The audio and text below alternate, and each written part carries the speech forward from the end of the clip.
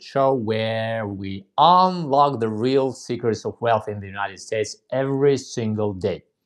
Yesterday, we talked about one of the most strong mental blocks, the strongest one, I can't do it, that blocks everything at the very root. Today, I'm going to give you two more mental blocks. They're also very important to deal with them. It's also very important because one of them is I don't have money. How often do you use this phrase? Or maybe you think subconsciously, even not noticing that. For example, you go to the grocery store with your child and she or he asks for something unhealthy and you say, I don't have money, even though you have it. Or you look at that beautiful house for $3 million, 2 stores, nice backyard, swimming pool, and you say, I don't have money. I don't have money. The first thought that comes in your mind, I don't have money. You look at that beautiful Bugatti, Lamborghini, and you say, I don't have money. Why is it a mental block? Because let's check how it influenced your body. Just say it out loud, I don't have money, and feel that, that you really don't have money. I don't have money. I don't have money. What happens to your body? What happens to your body when you say that? Your shoulders go down, your side is lower than the horizon, your face muscles. Is it a pleasant feeling when you don't have money, when you say that? No. And what happens to your brain when you say, I don't have money? Just say it out loud and check what happens in your brain. We do this on purpose. Yeah, it's very unpleasant to even say that phrase. But the same thing happens when you subconsciously think that. So when you say, I don't have money, what happens to your brain? Your brain is like a browser. It starts searching immediately. And what kind of pictures appear in your brain when you say, I don't have money? Nothing. Nothing appears in your brain. Your brain is kind of, it shuts down. Nothing happens. You just stop working. But that's why I believe that we need to get rid of this mental block. But first, let's understand whether it's true or not. That phrase that I don't have money, is that true? No. Why? Because you do have money. When you're looking at that beautiful house that cost $3 million, yeah, you still have money because there is something in your pocket, in your bank account. Maybe, I don't know, $10, $5, 1 cent, but it's money. That phrase, I don't have money, it's not true. It's a false. That's why as soon as you got yourself, you catch yourself saying, I don't have money, you should immediately say, I always have money, because you always have money. You don't say specific number, $10, $100, $1 million, because then it can be not true. You don't know exactly how much money you have. It's different number in different situation, but you always have money. And that phrase is true. As soon as you caught yourself saying or thinking that I don't have money, you should immediately say, I always have money. I always have money, and repeat that phrase. It's kind of a root phrase. It builds that necessary belief.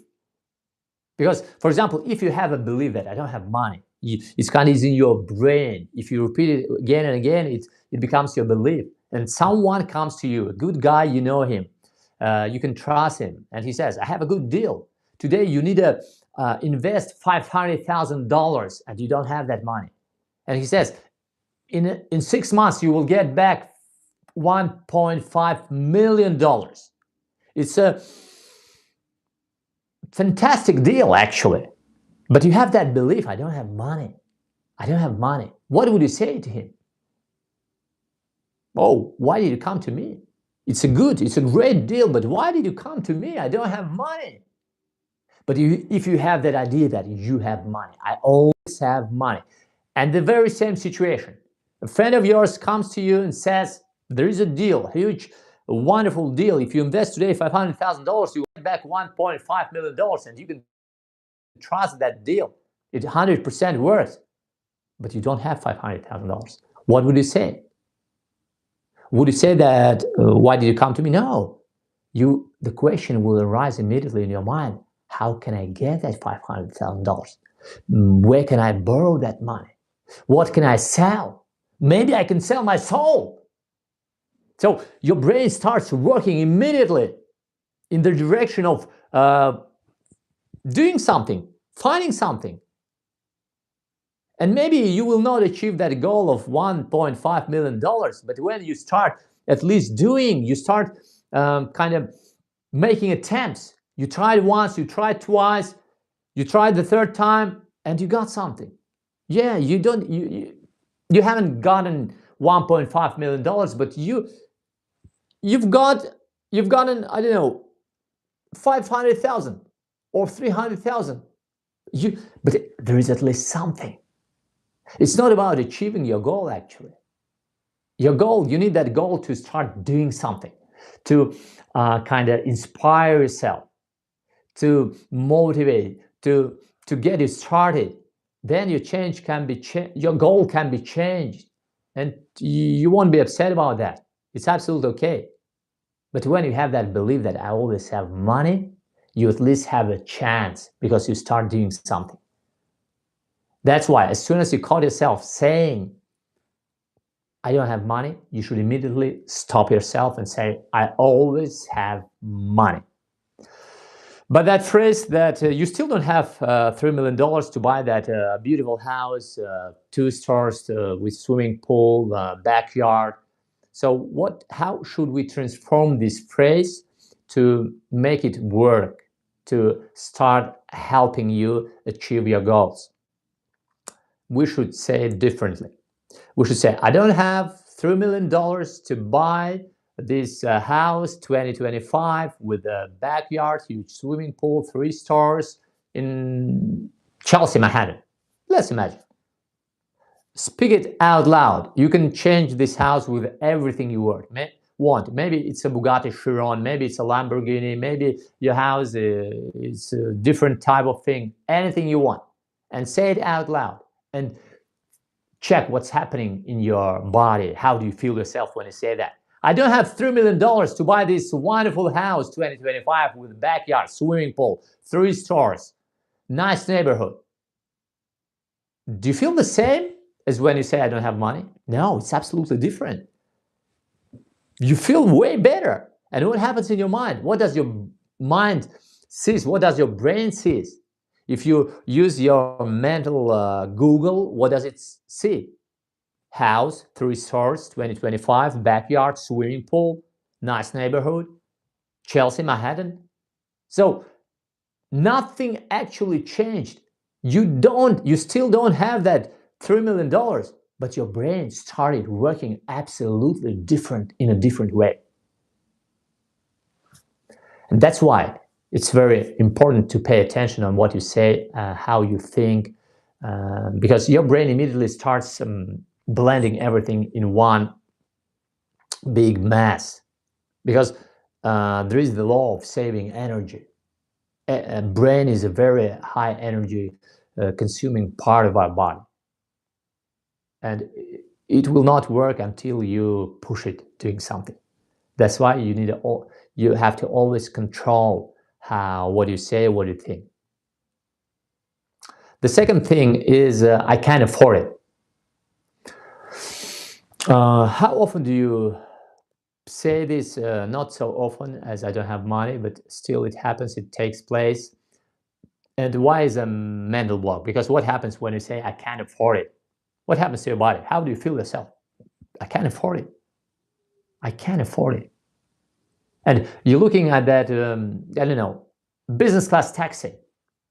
So you ordered Uber, economy class, yeah, and you don't use business class or premium class because you say I can't afford it. Even though you have money for that, you just can't afford it. Or instead of buying the first class ticket on a plane, yeah, you buy economy class ticket. Even though you have money to buy first class ticket, it's not a big deal. You have enough money for that. But you don't do that because you can't afford it. Or for example, you think about, I don't know, private island. Yeah, private island, it costs $10 million. You don't have $10 million. But again, you say, I can't afford it.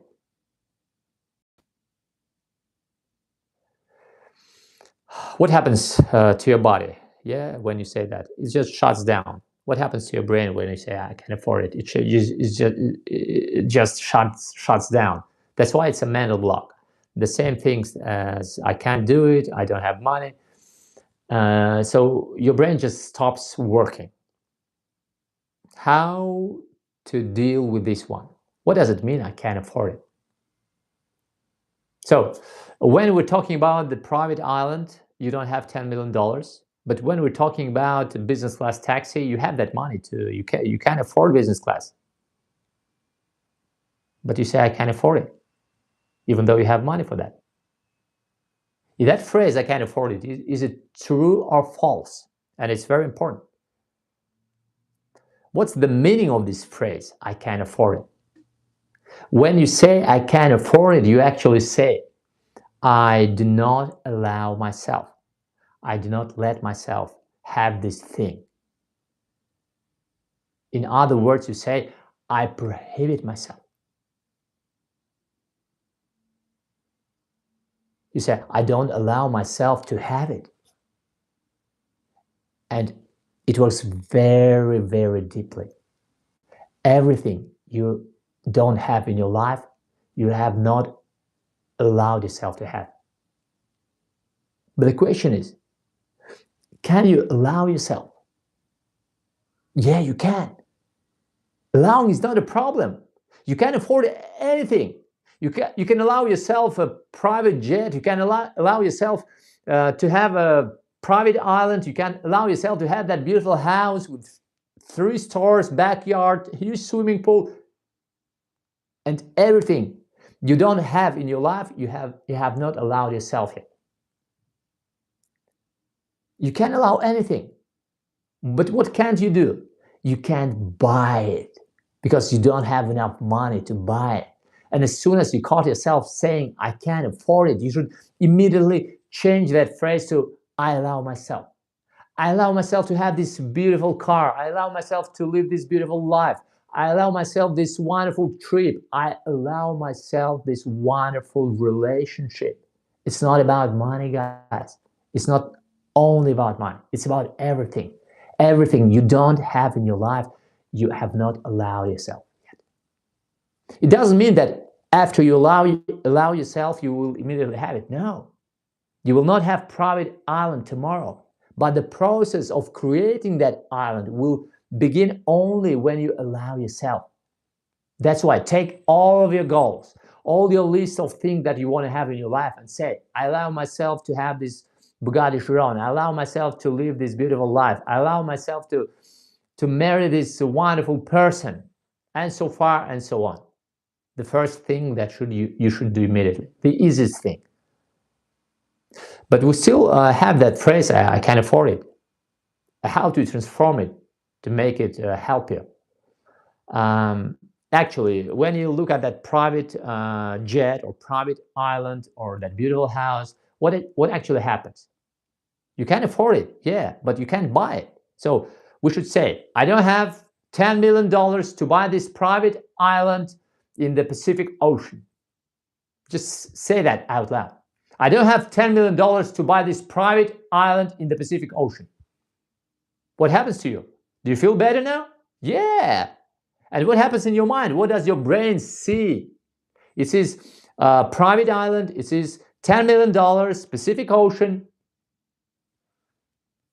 You still don't have that $10 million, but your brain started working, and that's crucially important. That's enough for today. Pay attention to the phrases that you say, that you think, because your brain will automatically push everything together. And that's why it's your responsibility to separate these things, to check how you say it, how you use the words, because your brain is very simple. Everything you say to your brain is just start doing that. It's just working, digging in that direction. It wants you to have that thing. It takes any your command, and it's your responsibility to give correct commands to your brain. That's enough for today. It was Ravi Gabis. See you tomorrow. Bye.